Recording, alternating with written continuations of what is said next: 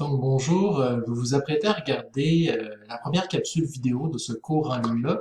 C'est une conversation que j'ai eue avec Frédéric Cournoyer-Lessard, qui est une des personnes qui d'habitude que j'invite dans le cours pour parler de comment prendre une photo. Donc là, évidemment, ça sera pas pour le projet de la fiche, ça va être pour un autre projet. La première parenthèse que je voulais faire, c'était par rapport aux consignes. Donc, on va parler de prendre une photo du journal d'isolement. Vous n'avez pas encore la consigne. Donc, au moment où la vidéo va être disponible, c'est lundi, le 30 mars, les consignes ne sont pas affichées. Donc, si vous vous dites, je comprends pas, c'est quoi les consignes, qu'est-ce qu'il faut faire, comment je vais savoir, comment je suis évalué, vous n'avez pas encore les réponses à ces questions-là. Vous allez les avoir mercredi. Donc, ayez en tête que mercredi, je vais publier toutes les consignes et la grille d'évaluation du premier projet. La deuxième chose que je voulais vous mentionner, c'était que Frédéric, normalement, répond à plusieurs questions qui sont posées en classe. Donc là, comme vous allez l'écouter dans quelques minutes, c'est une personne qui connaît très très bien le milieu du cinéma québécois et de la publicité. Donc si jamais vous avez des questions, et ça peut être des questions qui touchent à tout, qu'est-ce que ça mange en hiver, une réalisatrice, combien ça paye, comment on fait pour aller faire des films, ça ressemble à quoi un plateau, n'hésitez pas à m'écrire. On va faire une petite session, moi et Frédéric, au cours de la semaine, un petit Q&A.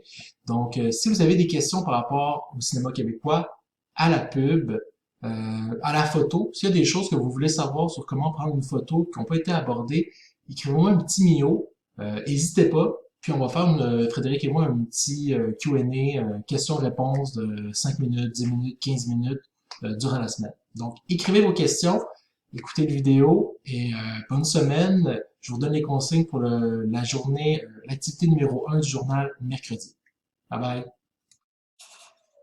Donc, bonjour tout le monde, bienvenue à ce premier cours à distance. Donc là, aujourd'hui, comme je vous avais expliqué, on reçoit de manière virtuelle Frédéric Cournoyer-Lessard. Bonjour Fred, Bonjour tout le monde. ça va bien? Oui, ça va bien. Et vous, tout le monde à la maison?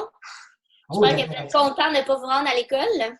j'imagine, hein? Donc, je ne sais pas à quel moment ils vont regarder ça, peut-être le matin ou le soir, mais clairement, ils ne devraient pas être à l'école, sinon c'est illégal. Donc, tout va bien aller.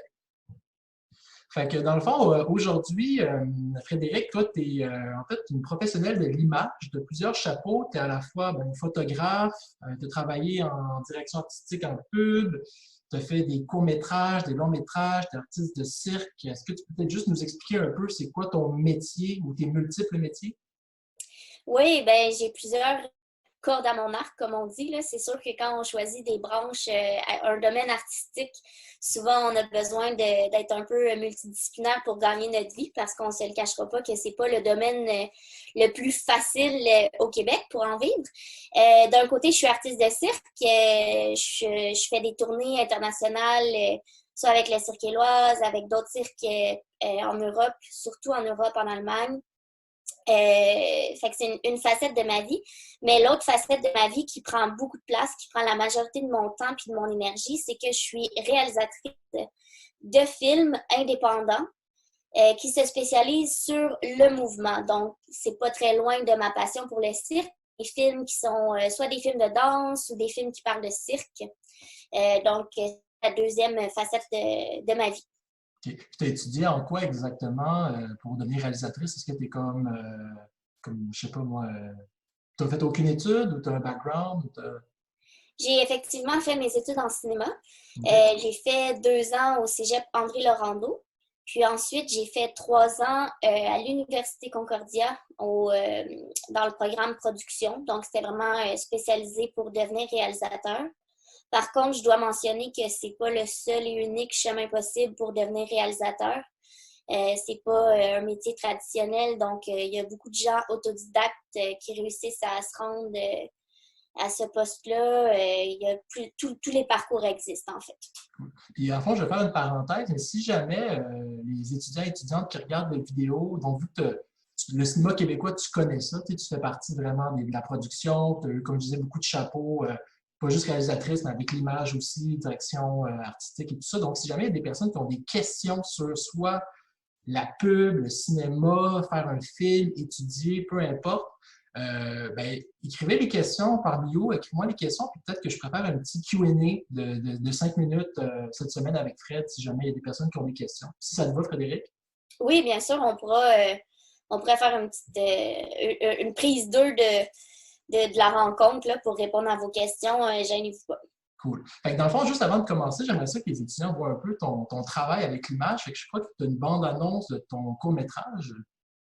Oui, en fait, dans les dernières années, j'ai 2 projets principaux qui se sont démarqués au niveau national et international. Donc, je peux vous montrer les bandes annonces. Ouais. La première bande annonce que je vais vous montrer, c'est un court-métrage de danse. Il n'y a aucun dialogue, puis c'est vraiment par le mouvement du corps des artistes que l'histoire est transmise.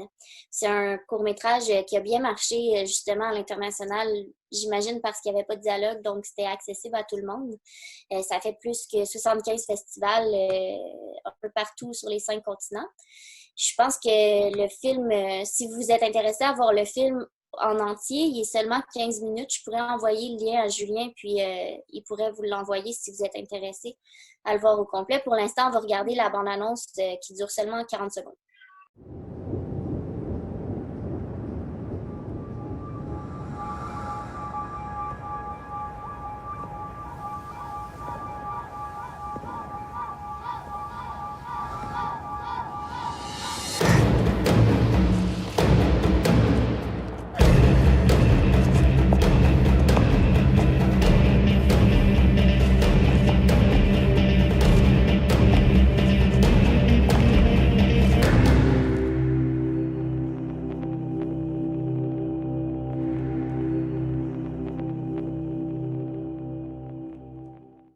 Donc ça, c'est ton court-métrage. C'est le court-métrage. On pourra revenir quand on regardera le document. On pourra revenir sur l'esthétique de l'image puis la facture visuelle du film. Pourquoi je suis allée vers justement des couleurs désaturées puis cet univers-là. On pourra en reparler à travers le document aussi. Je peux maintenant vous montrer une autre bande-annonce d'un autre projet. Un autre projet qui m'a pris plusieurs années. C'est un documentaire que j'ai filmé en France et en Tunisie qui parle d'un artiste de cirque tunisien. Puis comme c'est un documentaire, j'ai suivi la personne sur 3 ans. Avec la pré-production et la post-production, c'est un projet qui m'a pris 5 ans de ma vie. Donc, c'est vraiment un gros projet. Le film dure 65 minutes, donc c'est un long métrage qui a aussi fait le tour des festivals à l'international. Je vais vous montrer encore une fois juste la bande-annonce qui dure celle-ci 2 minutes 15. Donc, je vais vous la partager à l'instant. Rue de la Victoire.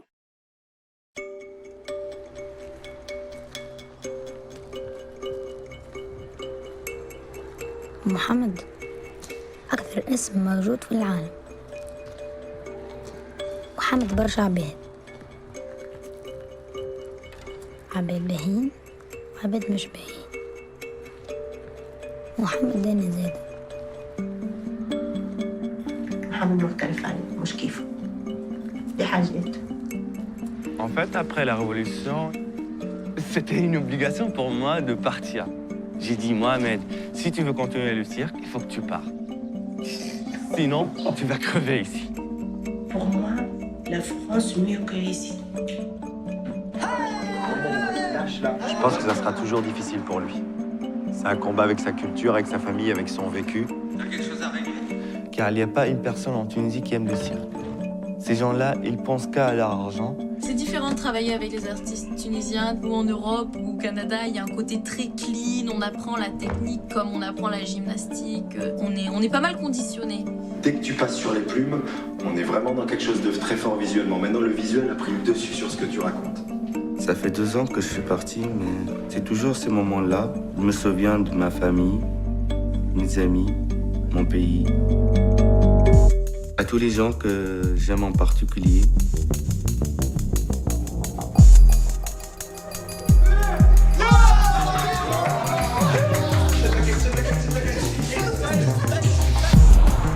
En général, un artiste, c'est pas grand-chose en Tunisie. Il est nommé Mohamed, c'est le nom de notre prophète. Normalement, il doit honorer ce nom.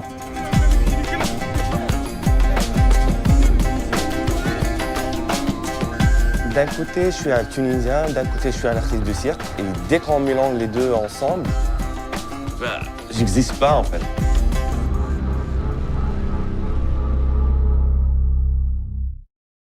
Puis, même chose pour Rue de la Victoire. Julien, si vous êtes intéressé à voir le film au complet, je pourrais envoyer le lien privé à Julien pour qu'il vous le transmette. Cool, merci beaucoup, c'est très généreux de ta part. Ça vous intéresse, ça? Donc, est-ce que... Attends, je vais faire. Donc, en fait, le but de la présentation aujourd'hui, pour résumer, c'est que normalement, je demandais aux étudiants de faire l'affiche pour une adaptation cinématographique du roman qu'on lisait en classe, qui était Royal. Mais bon, avec la crise actuelle, le confinement et tout ça, c'est très difficile de travailler en équipe et encore plus difficile d'aller au laboratoire Photoshop, sortir, prendre des photos. Donc, le projet a un peu changé. Le projet maintenant va être de faire des photos pour documenter l'isolement de chaque étudiant. Donc, chaque étudiant va être appelé à prendre une photo à chaque semaine, ou à presque à chaque semaine, avec différents sujets, différents thèmes. Et dans le fond, je voulais un peu que les étudiants aient des idées de savoir c'est quoi une bonne photo au niveau de l'idée, comment exprimer une idée par rapport à une photo, puis aussi des petits trucs techniques sur comment donner certains effets ou comment prendre des bonnes photos. Dans le fond, c'est là que tu interviens où tu veux voir nous donner ou nous guider un peu à travers ça. En fait, j'ai préparé un petit document pour vous qui est vraiment la base quand on commence à travailler les images, que ce soit en photo ou en cinéma. C'est vraiment l'adéquation entre le fond puis la forme. C'est vraiment quelque chose qu'on apprend rapidement à maîtriser parce que peu importe qu'est-ce que tu prends en photo, tu vas jamais renouveler. Et on ne peut pas toujours inventer. On prend toujours les mêmes choses en photo, mais c'est comment on le prend en photo, puis qu'est-ce qu'on en fait avec ça. Donc, si vous prenez le document, c'est un peu ce que j'explique. Le quoi versus le comment. Le quoi, ça peut être n'importe quoi. Puis là, surtout, c'est dans votre quotidien, c'est quelque chose de près de vous. Donc, je ne sais pas si vous êtes vraiment seul, si vous êtes avec des membres de votre famille, ça peut être un portrait, un objet, ça peut être ce que vous voyez par la fenêtre, à l'extérieur, un paysage, votre animal de compagnie, ou peu importe ce qui vous entoure. C'est pas... des fois, les sujets les plus... le sujet le plus banal peut devenir le sujet le plus intéressant si on le présente puis avec un certain sens. Le comment, il y a plusieurs aspects esthétiques qui peuvent venir influencer cette perspective-là. Donc, la lumière, la composition, l'angle, c'est-à-dire la perspective. Où est-ce qu'on se place au-dessus, en dessous. L'échelle de plan, c'est à quel point on se rapproche du sujet ou à quel point on s'éloigne du sujet. Puis la couleur, le traitement des couleurs. Je ne sais pas si vous allez faire un peu de Photoshop après avoir pris la photo ou si c'est avec votre cellulaire, les filtres ou autres applications du genre, ça peut aussi venir influencer notre regard sur la photo une fois qu'on change le filtre dessus. Okay. Dans le fond, si je résume, une photo de chat peut être très, très, je vais mettre des guillemets, artistique ou développer une émotion très, très forte, mais pas juste parce que c'est un chat, parce qu'elle est prise d'une façon particulière. Donc, c'est pas juste qu'est-ce qu'on photographie, autant plus que comment on va le faire. Exactement.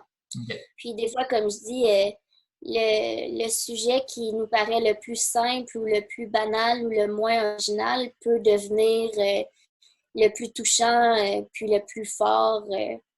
Donc, faut jamais juger le contenu en tant que tel, mais c'est vraiment l'adéquation entre le contenu puis l'esthétique qui va donner un résultat que là, on peut juger si la photo est bonne ou pas. Parfait. Aussi, je disais, votre sujet, vous pouvez le choisir dans votre quotidien, comme ça pourrait aussi être un univers ou un élément que vous créez, que vous mettez en scène. Il n'y a rien qui vous empêche de, je sais pas, Julien, mais tu sais, même dessiner un truc ou même faire une mise en scène à table avec, on parlait du chat, vous pourriez faire une mise en scène que c'est vos animaux qui mangent à table au lieu de vos parents. Ou, ça peut être farfelu aussi, vous pouvez vous permettre de créer un contenu surréaliste. Puis pas juste prendre quelque chose qui existe déjà dans votre réalité. Okay, donc, on peut aussi, j'imagine ça, mettre en scène, créer une situation et pas juste être témoin d'une situation. Donc, on peut se permettre aussi des fois de placer des choses. Oui. Quand on choisit notre sujet, c'est important de savoir ce qu'on veut dire. Moi, justement, si je donne l'exemple de mon documentaire avec Mohamed, j'aurais pu tout filmer sa vie, j'aurais pu filmer la caméra, mettre 24 heures sur 24 sur lui, mais non, il faut que je réfléchisse avant à ce que je veux dire. Donc, c'est de savoir le message qu'on veut envoyer avec cette photo-là. Là, je parle d'une affiche. Une photo d'affiche doit parler de l'histoire du film. Dans votre cas, c'est plus l'histoire de votre confinement. Aussi, faire sentir une émotion pour accrocher le spectateur. Puis, il faut donner envie d'en savoir plus. Là, c'est plus ça rentre plus dans la théorie du marketing que vous, je pense pas que ça s'applique, mais je peux quand même le mentionner éventuellement. Mais en même temps, c'est sur Instagram, la même chose. Là, quand on veut aussi accrocher l'œil des gens qui regardent, donc ça peut s'appliquer pour ça aussi. Bon, ça je l'ai dit tantôt, de différentes façons, on l'a dit tantôt. Donc j'ai ressorti 6, je crois. J'ai ressorti 6 éléments techniques qui peuvent vous aider. Sûrement que vous les avez déjà utilisés de façon plus ou moins fréquente ou consciente ou inconsciente. Parce que maintenant, on prend tellement tout en photo qu'on le fait sûrement naturellement.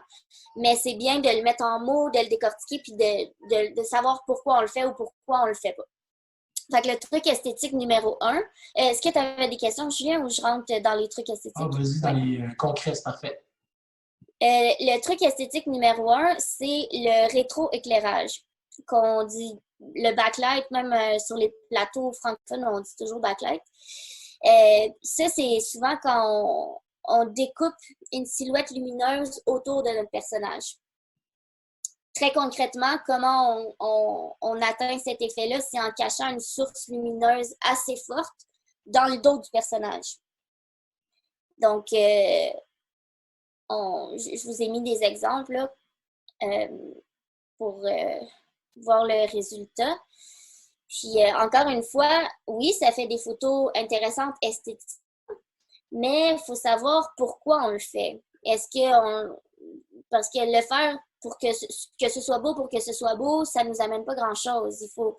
Il faut savoir quel effet on veut.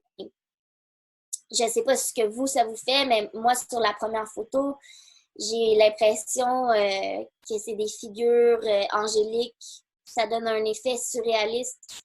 Puis effectivement, cette scène-là, c'est une scène dans la pensée du personnage. Donc, on sait tout de suite qu'on n'est pas dans la réalité. Ici, je vous mettais exemple d'effets ressentis, mystère, onirisme, peur, effet surnaturel, personnage angélique. Puis dans le fond, je pense que la meilleure, corrige-moi si je me trompe, mais une bonne façon de savoir c'est quoi un backlight, donc les étudiants pourraient faire pause, puis tout de suite aller à une fenêtre, puis mettre un objet à la fenêtre lumineuse, et puis là, naturellement, il y aurait un effet de backlight vu qu'il y aurait de la lumière en arrière de la source, en arrière de l'objet, dans le fond. Oui, ben, avec la fenêtre, c'est un peu difficile à atteindre cet effet-là parce que la lumière de la fenêtre est souvent grande. Donc, si vous êtes à l'intérieur, vous êtes mieux de le faire avec une lampe, carrément. Okay. Parce que la lampe est beaucoup plus facile à cacher derrière le personnage que la grande fenêtre. Si vous êtes à l'extérieur, on peut le faire avec le soleil parce que le soleil est comme plus loin puis c'est une source lumineuse directe. Parce que peu importe aussi la grandeur de la source lumineuse, il faut que ce soit une lumière directe. Tandis que par la fenêtre, souvent, c'est une lumière qui est diffuse. Puis vous allez avoir de la misère à recréer cet effet-là. OK, excellent. Je te remercie. Euh, Truc esthétique numéro 2, jouer encore avec l'éclairage, c'est le flare. Puis ça, je suis sûre que tout le monde a déjà expérimenté ça. Des fois, c'est voulu, des fois, c'est pas voulu, puis on veut pas l'avoir, même ça nous énerve dans l'image.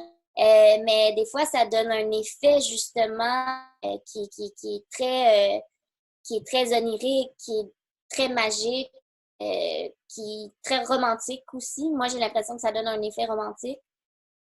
Ça, c'est quand vous pointez directement votre appareil vers la source lumineuse. Donc, les reflets du soleil ou de la lumière viennent brûler une partie de l'objectif, en fait.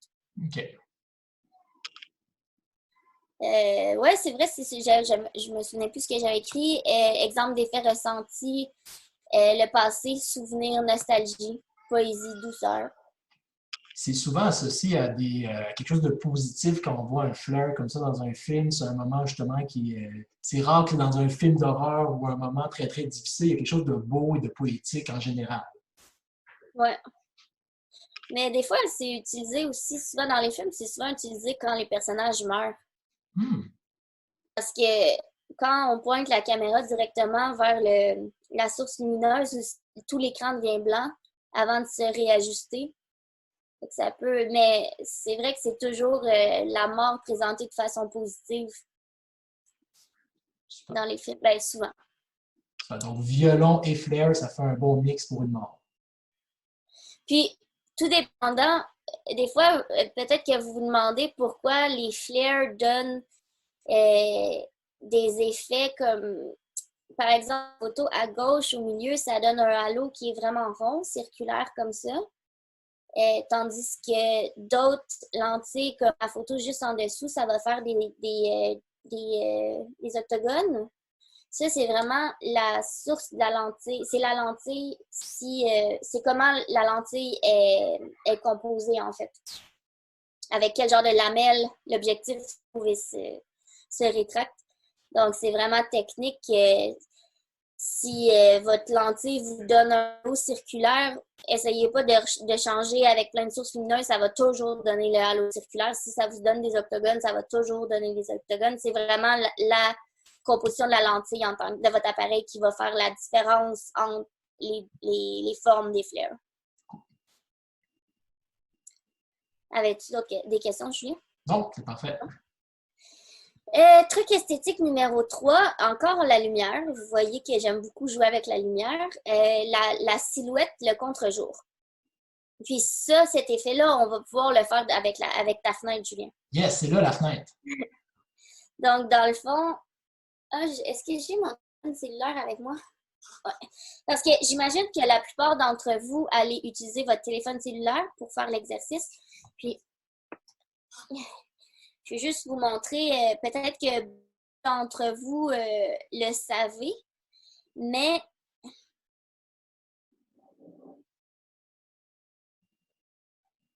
si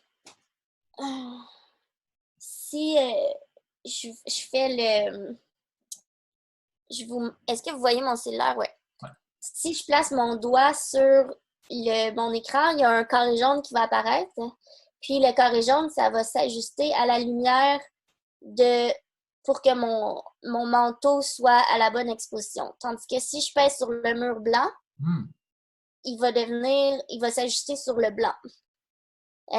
Donc, si vous voulez faire une lumière à contre-jour avec une silhouette, vous placez votre élément devant la fenêtre, puis ensuite, vous placez votre doigt, non pas sur votre sujet, comme je fais en ce moment sur la main, mais vous placez votre petit carré jaune sur l'extérieur de la fenêtre. Donc, la main va devenir sous-exposée. OK. Je ne sais pas si c'est clair, là, c'est pas facile à faire à distance comme ça. Je ne sais pas si vous voyez dans mon écran, mais je suis sûre que vous comprenez. Dans le fond, pour l'exemple de la tasse avec l'océan, s'il y avait une fenêtre en arrière, il faudrait mettre le doigt ou mettre le focus sur le background, sur l'océan, pour que l'objet qui est en premier devienne sombre. Exactement. Parce que nos téléphones sont intelligents, ils vont faire l'ajustement de la lumière sur le sujet en premier. Donc, si vous placez votre cellulaire devant la main, notre cellulaire va ajuster pour qu'on voit bien la main. Puis c'est là qu'il faut, placer le petit carré jaune sur le ciel à l'extérieur. OK. Puis, une fois que vous appuyez sur le carré jaune, vous pesez quelques secondes avec votre doigt, puis le carré jaune va marquer lock. Ben, la lumière va se verrouiller. J'utilise des anglicismes. L'éclairage va se verrouiller à la lumière du jour. Cool.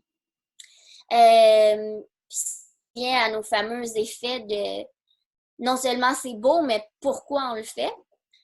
Moi, ça me donne un effet de tristesse, mélancolie, questionnement, abandon, solitude.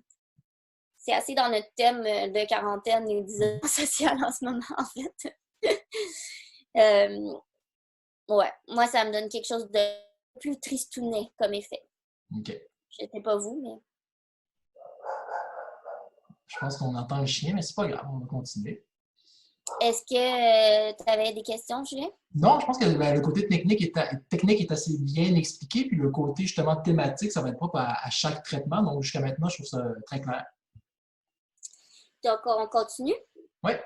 Avec le truc esthétique numéro 4. Les que je vous parlais. Des fois, le même sujet qu'on prend en plan très rapproché ou en plan très large, ça donne un effet complètement différent. Donc, si je veux faire un portrait d'une personne, d'une femme, comme la photo en haut, je la mets toute petite dans mon image avec un grand ciel ou un grand décor autour, c'est sûr qu'on a plus un effet de solitude que si je prends le détail de sa pupille comme on voit en bas, qui donne un effet vraiment de proximité, presque, c'est intriguant, ça donne un effet un peu de suspense. Fait que c'est le même sujet, mais tout dépendant si on s'approche ou on se recule beaucoup, ça donne carrément un autre effet. Avec l'architecture, c'est la même chose. Des fois, juste les plans macro qu'on appelle, quand on est très, très, très rapproché, devient abstrait, puis ça donne un effet un effet ressenti au lieu de quelque chose de natif. Comme juste la texture de la clôture, c'est intéressant aussi. C'est plus poétique que narratif, mais ça peut être intéressant aussi de juste une texture on pourrait ne même pas reconnaître l'objet que vous prenez en photo. Ça pourrait être juste un détail tellement près qu'on ne saurait même pas qu'est-ce que vous avez pris en photo, puis ça pourrait être intéressant aussi. Cool. Truc numéro 5, la composition géométrique. Donc, ça peut être intéressant de placer les objets pour faire quelque chose de plus graphique, de faire quelque chose de plus esthétique. Souvent, on va atteindre des compositions très géométriques en se mettant complètement en top shot, qu'on appelle, ou en contre-plongée. Parce que là, les perspectives deviennent très symétriques, très claires. Comme les tasses à café. C'est des techniques qui sont souvent utilisées en publicité parce que c'est très tape à l'œil. Puis pour ça, j'imagine qu'il ne faut pas hésiter à bouger ou à chercher des prises de vue. Des fois, on a l'impression qu'avec notre cellulaire, on prend en photo qu'est-ce qu'il y a devant nous de manière directe, puis on ne pense pas justement à bouger, élever, aller en dessous. Donc, il ne faut pas se gêner non plus pour bouger notre angle. Ouais. Okay. La composition.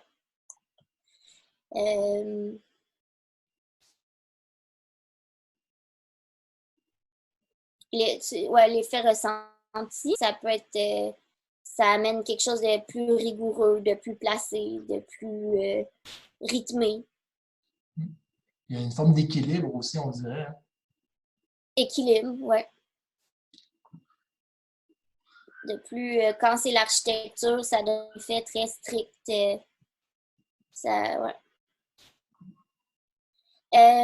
Truc numéro 6, la composition hors champ. Ça, je le donnais souvent en exemple pour l'affiche parce que, comme je disais, c'est bien dans une photo de ne pas tout montrer. c'est comme quand on tombe en amour, hein? On ne veut pas tout donner directement. C'est comme plus intéressant de donner un peu d'informations, mais de cacher un peu d'informations.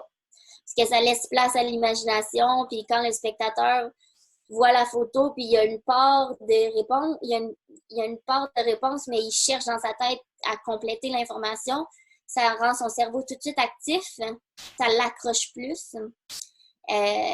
Donc, c'est souvent plus accrocheur de ne pas tout donner d'un seul coup. Je mettais des exemples d'affiches dans les deux premières images. On voit juste une partie du corps. Les yeux sont cachés parce qu'on cherche souvent à voir le regard quand on voit une photo de quelqu'un. Le fait de ne pas voir les yeux, ça nous donne, ça nous cache le noyau, ça nous donne envie de savoir c'est qui. Le regard, on a juste décidé dans ces exemples-là de le sortir du cadre, mais ça peut être aussi avec une personne de dos ou ça peut être aussi un objet qui vient par-dessus le regard ou l'objet important comme dans les deux dernières images. Les effets ressentis, gêne, embûche, complexité, drame, identité, intrigue, blessure. Donc, voilà pour le document. Je ne sais pas si ça peut vous donner des pistes d'inspiration. Des fois, on ne sait pas trop par où commencer, mais vous pourriez commencer par un truc esthétique, vous pourriez commencer par un objet, le contenu, ou vous pourriez commencer juste par l'effet que vous voulez, l'émotion que vous voulez faire ressentir. C'est libre à vous. Dans le fond, les deux principaux outils que tu as pris pour faire ce document-là, pour prendre des photos, c'est la lumière et puis qu'est-ce qu'on montre, l'emplacement ou la mise en scène. Juste avec ça, on peut faire presque n'importe quoi. Oui, exactement. Ben, comme j'ai résumé à la première page, la composition, l'angle, l'échelle de plan. Puis la couleur aussi, comme je disais tout à l'heure, je ne l'ai pas mis dans le document parce qu'on sait tous comment utiliser les filtres Instagram et autres, mais c'est sûr qu'un effet noir et blanc, ça donne pas le même effet que... Un filtre noir et blanc ne donne pas le même effet qu'avec des couleurs très saturées. Ça peut être aussi quelque chose qu'on peut jouer. Puis par curiosité, quand tu cherches à prendre une photo, quand tu as une idée en tête et tu veux la photographier, ça peut prendre jusqu'à combien de photos avant d'avoir la shot dont tu es satisfaite? Est-ce que mes étudiants qui prennent une photo et que déjà c'est la bonne devraient se méfier? Est-ce que ça prend plusieurs tentatives? Comment tu gères ça, toi, en général? Est-ce que tu es très perfectionniste? Est-ce que tu l'as du premier coup ou ça prend plusieurs essais? Moi, je suis vraiment perfectionniste. Non seulement en regardant, j'ai une idée avant. Une fois que je pointe l'appareil sur l'objet, je peux jouer avec le cadre. Je peux faire des essais-erreurs aussi. Hein. Je peux avoir une idée, je vais prendre mon chat en top shot quand il est couché en boule, puis ça va faire juste un petit rond dans l'image, donc ça va être très symétrique. Puis là, j'essaie, puis si ça marche pas du tout, ben accrochez-vous pas à votre première idée. Si ça marche pas, changez d'idée. Mais en même temps, si ça marche pas du premier coup, vous pourriez peut-être essayer de justement jouer avec la lumière, jouer avec l'échelle de plan, vous rapprocher, vous éloigner. Moi, ça peut me prendre... ça me prend vraiment du temps pour faire des belles images, pour composer mes plans. Puis c'est ça aussi que dans mes films, les tournages sont longs parce que je cherche vraiment la façon de placer la caméra pour que ça évoque quelque chose, que ce soit beau, puis que ce soit léché, puis que ça ait un style particulier. OK. J'avoue, là, je ne sais pas combien de temps il nous reste sur Zoom. Je n'ai pas regardé à quelle heure j'ai commencé. Fait que je vais prendre la chance de te poser une question. Puis si jamais on n'a pas le temps ou ça coupe, je la reposerai peut-être plus tard cette semaine. Mais dans le fond, je voulais juste savoir, je sais qu'en ce moment, tu es dans des demandes de subventions. Ça veut dire que tu remplis plein de documents pour avoir le financement de différents organismes pour produire ton prochain long métrage, à moins que je me trompe. Oui. Okay. J'aimerais juste que tu me dises un petit 5 minutes ou peu importe le temps, c'est comment faire des films au Québec. Parce que je sais qu'en classe, j'ai beaucoup parlé aux étudiants du milieu cinématographique au Québec, au Canada, aux États-Unis. Et j'aurais dit rapidement que faire des films au Québec, c'est pas facile parce que ça prend des subventions, sinon c'est quasiment impossible. Donc, toi, entre avoir une idée de film et que le projet soit terminé, combien de temps ça peut prendre ou comment ça fonctionne? Ça peut être très long, surtout quand on parle de long métrage. Ça peut aller de 3 à 5, 6, 10 ans, tout dépendant de combien tu veux avoir d'argent. Puis c'est des structures financières assez complexes. Nous, au Québec, on a un système public, c'est-à-dire que c'est l'argent du gouvernement qui finance nos films. C'est les organismes de la SODEC, l'organisme Téléfilm, Conseil des arts du Canada, Conseil des arts du Québec, Conseil des arts de Montréal. C'est vraiment beaucoup de travail pour aller chercher les sous pour pouvoir le produire. Après, ça, c'est du côté des réalisateurs-producteurs, mais on a une industrie très active au niveau des techniciens puis des gens qui travaillent sur les plateaux de tournage, par exemple, je dois dire. Parce que c'est vrai que c'est difficile de gagner sa vie en tant que réalisateur, mais les gens qui sont intéressés à faire tous les autres corps de métier sur les plateaux de tournage, ça, il y a beaucoup d'emplois au Québec, puis on tourne beaucoup surtout l'été. Je faisais juste une petite parenthèse par rapport à ça, s'il y en a qui sont intéressés à devenir éclairagiste, coiffeur, maquilleur, peintre pour le cinéma ou tout ça. Mais en tant que réalisateur, c'est vrai que le processus peut être très long, la compétition est très forte. Puis même quand on réussit à financer nos films, souvent notre propre salaire qu'on se garde, on n'est pas riche. On ne va pas s'attendre à faire des millions en étant réalisateur de films. Surtout quand on décide de faire des films indépendants comme les miens. Mais après, c'est un choix. Mais comme je disais au début, moi, j'aimais mieux faire ce choix-là, quitte à avoir un deuxième métier. En ce moment, je suis artiste de cirque aussi, donc ça me permet de bien gagner ma vie, mais je fais aussi de la direction artistique, qui est un poste au sein des plateaux en publicité, que ça me permet vraiment bien de gagner ma vie, parce que la publicité, c'est très payant. OK. Fait que clairement, la pub, il y a de l'argent, ça rapporte. Le cinéma, même fiction, documentaire, film d'art, juste là, il y a des catégories qui sont différentes. Fait que clairement, toi, des fois, tu vas prendre des contrats en pub pour avoir de l'argent pour financer tes projets artistiques. Exactement. Okay. Puis même les plus grands réalisateurs qu'on a au Québec, qu'on pense à Falardeau, Jean-Marc Vallée, en ce moment, ils sont aux États-Unis, puis ils tournent des films aux États-Unis parce qu'ils ont plus d'argent là-bas. Fait que c'est dur de garder ici nos bons réalisateurs québécois. Il y a d'autres réalisateurs québécois qui décident de rester ici. Comme par exemple André Turpin, lui, il reste ici, mais il fait de la pub, puis il fait de la direction photo aussi, en même temps que ses films. Fait que, ça dépend de chacun. Je fais une petite parenthèse qu'on va bientôt terminer, mais André Turpin qui a réalisé Un crabe dans la tête.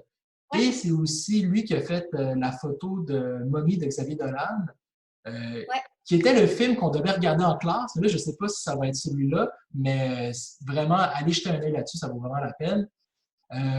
Frédéric, je pense qu'on va se quitter là-dessus. Je ne sais pas combien de temps il reste, mais je voulais vraiment te remercier pour les précieux conseils que tu nous as donnés. C'est très gentil. Merci à vous. Je te souhaite... Bonne chance pour votre projet. Comment? Bonne chance pour votre projet. Parfait, puis je te souhaite une bonne fin d'isolement parce que tu reviens d'Allemagne et après ça, un isolement comme nous tous, un isolement pour les non-voyageurs. Fait que, puis bonne fin de projet aussi avec tes demandes. Ben merci, puis restez chez vous. C'est bon, bye bye. J'ai juste la pause. Bye.